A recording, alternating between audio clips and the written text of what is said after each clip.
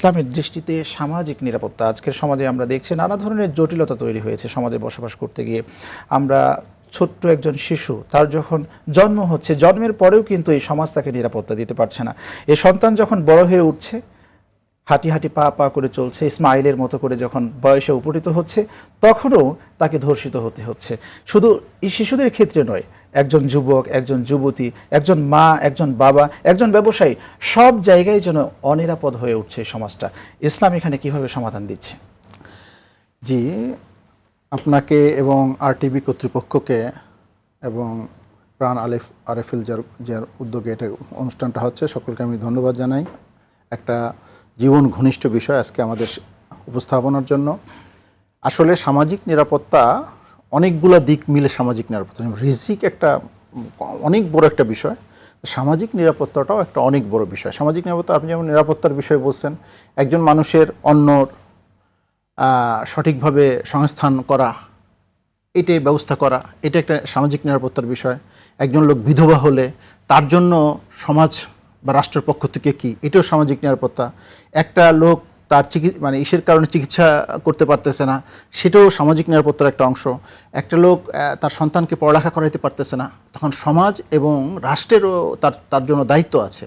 এই সবগুলা বিষয়ে কিন্তু মিলে একটা সামাজিক নিরাপত্তা আছে। সমস্ত আমাদের সমাজবিজ্ঞানীরা এই কথা বলেছেন যে সব কথা একটা ব্যাপক একটা বিষয় সামাজিক নিরাপত্তা। তো এক্ষেত্রে রাষ্ট্রের যেমন দায়িত্ব আছে, আমাদের সমাজের, আমাদের ধর্ম আমাদের কিন্তু একটা দায়িত্ব দেয়। যেমন একজন লোক যাতে ক্ষুধার যন্ত্রণায় কষ্ট না পায়, এই জন্য আমাদের কি আল্লাহ তাআলা এক বিধান করেছেন, জাকাতের বিধান, যেটা আপনি আয়াত শুরু করেছিলেন সূরাতুল বাকারার শুরুতে। আল্লাহ তাআলা মুত্তাকির পরিচয় দিতে বলেছেন, আলিফ লাম মিম যালিকাল কিতাবু লা রাইবা ফীহি হুদাল লিল মুত্তাকিন। এই কিতাব থেকে পরিপূর্ণ হেদায়েত পাবে কারা? যারা মুত্তাকি। মুত্তাকির পরিচয় দিতে আল্লাহ বলছেন, আল্লাযীনা ইউনফিকুন আল্লাযীনা ইউমিনুনা বিল গায়ব ওয়া ইউকিমুনাস সালাতা ওয়া মিম্মা রাযাকনাহুম ইউনফিকুন। তো এখানে মুত্তাকির পরিচয় দিতে যে আল্লাহ তাআলা এই যে তিনটে গুণ বলেছেন, গায়েবের উপর বিশ্বাস করবে, নামাজকে কায়েম করবে এবং আল্লাহ প্রদত্ত রিজিক থেকে তারা দান করবে। পুরো দান না, মিম্মা রাযাকনা, তার থেকে একটা অংশ। সেটা কি? প্রতি 100 টাকায় মাত্র 2.5 টাকা। আবার অন্য আয়াতে মুত্তাকির পরিচয় দিতে যে আল্লাহ তাআলা বলেছেন, সারিউ ইলা মাগফিরাতিম মির রাব্বিকুম ওয়া জান্নাতিন আরদুহাস সামাওয়াতি ওয়াল আরদু উইদ্দাত লিল মুত্তাকিন। এখন মুত্তাকিন কারা? তার পরিচয় দিতে আল্লাহ বলতেছেন, আল্লাযীনা ইউনফিকুনা ফিস সাররা'i ওয়াজ যাররা ওয়াল কাযিমিন আল গায়জ ওয়াল আফিনা আনিন নাস আল্লাহু ইউহিব্বুল মুহসিনিন। দেখেন, এইগুলো সবকটাই কিন্তু সামাজিক নিরাপত্তার একটা অংশ। আল্লাহ বলতেছে যে তারা তাদের সম্পদ থেকে আল্লাহ তাআলার খুশির জন্য জাকাত বাদে, এটা কিন্তু জাকাত বাদের যে দানটা, নফল যে দান, সেই দানে উৎসাহ করার জন্য আল্লাহ বলতেছেন, এটাও মুত্তাকির একটা পরিচয়। তারা যখন ফরজ দান করবে, আবার সাথে সাথে নফল দান করবে। এমনকি তারা তাদের যখন সচ্ছলতা থাকবে তখনও দান করবে, আবার অসচ্ছল অবস্থাও তারা আল্লাহর রাস্তায় দান করবে। এবং সেটা তাই না, আল কাযিমিন আল গায়জ। আল্লাহ রাসূল সাল্লাল্লাহু আলাইহি ওয়াসাল্লাম বলেছেন, দেখেন আজকে আমাদের সমাজে যতগুলা অকারেন্সগুলো ঘটতেছে, তার একটা বড় কারণ, রুহানি যে কারণ, তার মধ্যে একটা হলো রাগের কারণে একজনকে হত্যা করে ফেলতেছে, রাগের কারণে ভাই ভাইকে হত্যা করতেছে, তাকে গালি দিচ্ছে, বা বিভিন্ন ধরনের যে অকারেন্সগুলো আমাদের হচ্ছে, তার একটা বড় কারণ রাগ। এই জন্য আল্লাহ তাআলা বলছেন, আল কাযিমিন আল গায়জ, এক্ষেত্রে তোমার অবশ্যই কি করতে হবে? গোসাকে, রাগকে সংবরণ করতে হবে। আল্লাহ রাসূল সাল্লাল্লাহু আলাইহি ওয়াসাল্লাম বলেছেন, লাইসা শাদীদু বিসুরআ ইন্নামা শাদীদুল্লাযী ইয়ামলিকু নাফসাহু ইনদাল গাযাব। যে প্রকৃত বাহাদুর ওই ব্যক্তি না যে কোনো ব্যক্তিকে কুস্তির মধ্যে অথবা রেসলিং এর মধ্যে ঠকিয়ে দিল, বরং প্রকৃত বাহাদুর হলো সে যখন তার রাগ আসে, রাগকে সংবরণ করে। সুতরাং আমাদের সামাজিক নিরাপত্তা আনার জন্য এটাও কিন্তু একটা গুরুত্বপূর্ণ বিষয়। দেখেন ইসের মধ্যে এরপরে দ্বিতীয় হচ্ছে হলো, আল্লাহ বলছে ওয়াল আফিনা আনিন নাস। সমাজে কিন্তু বিভিন্ন অন্যায় হয়ে যায়, অনেক অনিচ্ছাকৃত অন্যায় হয়ে যায়, বুঝতে পারছেন? একটা হলো ইচ্ছাকৃতভাবে একজনকে অন্যায় করা, আর একটা হলো এই যে রামিসাকে মারলো, এর কিন্তু স্বভাব আমরা যেটা জেনেছি ইসের মাধ্যমে, সংবাদ মাধ্যমে যেটা জানা গেছে, তার কিন্তু স্বভাবগতভাবেই তার মধ্যে হিংস্রতা আছে। এই স্বভাবটা কিভাবে তৈরি হয়ে গেল তার মধ্যে?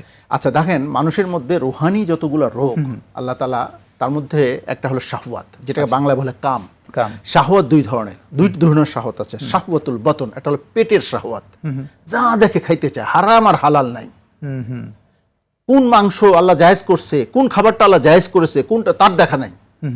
এটা হলো পশুর মতন। আল্লাহ বলছে উলাইকা, আল্লাহ কিছু ওয়ালাকাদ জারা'না লি জাহান্নামা কাসীরাম মিনাল জিন্নি ওয়াল ইনস, আমি কিছু জিন ও ইনসানের দ্বারা আমি জাহান্নামকে পরিপূর্ণ করব। আল্লাহ তাআলা তাদের পরিচয় দিতে বলছে উলাইকা কাল আনআম, তারা হলো গৃহপালিত জানোয়ারের মতন, বরং বাল হুম আদাল, তার চেয়েও খারাপ, হিংস্র হায়না মুফতারিস, হিংস্র জানোয়ারের মতন।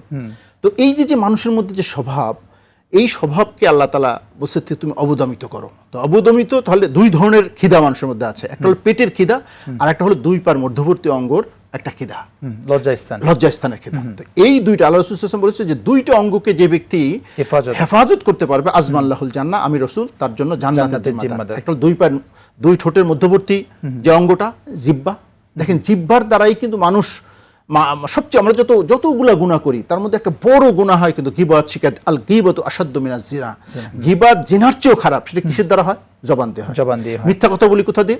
জবান দিয়ে। চগলখড়ি করি কিছু জবান দিয়ে। একজনের বিরুদ্ধে কুতনামি করি, কার বিরুদ্ধে? জবান দিয়ে। কুতনামির দুই দিক, একটা হলো একটা গীবত বলা হয় যেই একটা আমার ভাই যেই দোষটা করছে সেটা মানুষকে প্রকাশ করা, সেইটাই বলছে আশাদ্দু মিনাজ জিনা, জিনার চেয়ে খারাপ। আর একটা হলো একজন দোষই করে নাই, তো তোহমত, এটাকে বলে তোহমত, বুহতান, যে একজন মানুষের বিরুদ্ধে আমরা যে বলি তাই জবানের, এইটা মিথ্যা কথা বলা, যতগুলো পাপ আছে বা হারাম মাল খাওয়া, এই সবগুলো জবানের দ্বারা হয়। আর দুই পায়ের মধ্যবর্তী অঙ্গগুলোতে মানুষ খারাপ কাজ করে। তো এই দুই ব্যাপারে যদি কেউ নিজেকে, দেখেন ইসলাম বলে না তুমি করে দাও, জিহ্বাকে কেটে দাও, সেটা বলে না তোমার গোপন অঙ্গকে তুমি কেটে ফেলো, এটি কিন্তু ইসলাম বলে। ইসলাম বলছে তুমি ওটা ঠিক রেখে তোমার সংবরণ করতে হবে। ইসলামের ভিত্তিটা হলো এটা। কারণ আপনার যদি দুই পায়ের মধ্যবর্তী অঙ্গ না থাকে তাহলে তো আপনার স্ত্রীর সাথে আপনার মেলামেশা, এটা তো সওয়াবের কাজ, এবং তার মাধ্যমে আপনার পরবর্তী প্রজন্ম আসবে, এইটা আসার রাস্তা বন্ধ হয়ে যাবে। সেটা কিন্তু ইসলাম পুরো ধ্বংস করে দিতে বলে নাই, বলছে কি এটা অবদমিত করা, সংযম করা। অর্থাৎ শাহওয়াত দুই ধরনের শাহওয়াতকে আমাদের অবদমিত করতে হবে।